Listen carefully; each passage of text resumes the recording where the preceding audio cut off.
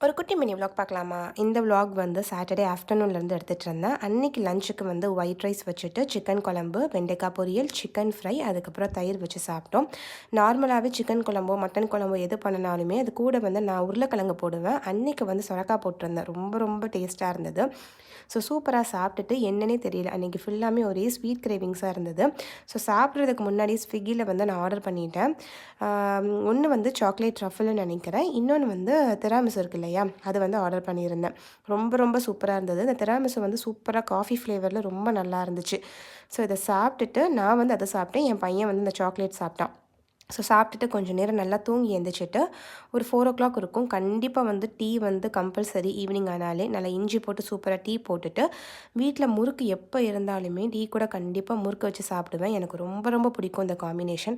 So இதெல்லாம் குடிச்சு முடிச்சுட்டு கொஞ்சம் கிராசரிஸ் வந்து வாங்க வேண்டியது இருந்தது. ஸோ வாங்கிட்டு இந்த அமோட்டி பாட்டிஸ்வரின்னு நினைக்கிறேன், கரெக்டாக தான் சொல்கிறேன்னு நினைக்கிறேன். இந்த ஸ்வீட் ஷாப் போயிருந்தோம். ஆம்பியன்ஸ் சூப்பராக இருந்தது. அங்கே போயிட்டு 3 டைப்ஸ் ஆஃப் ப்ரௌனிஸ் வந்து வாங்கியிருந்தோம். என்னங்கிறத நான் காட்டுறேன். நைட்டு டின்னருக்கு வந்து தோசையும் சப்பாத்தியும் போட்டு சாப்பிட்டாச்சு. ப்ரௌனீஸ் பார்த்திங்கன்னா, ஒன்று வந்து ப்ரூக்கி, இன்னொன்று வால்நட் ப்ரௌனி, இன்னொன்று வந்து ஃபஜ்ஜி ப்ரௌனி. எல்லாமே ரொம்ப டேஸ்ட்டாக இருந்தது. சூப்பராக சாப்பிட்டோம். அந்த டே பார்த்திங்கன்னா அப்படி தான் போச்சு. பாய். அஸ்ஸலாமு அலைக்கும்.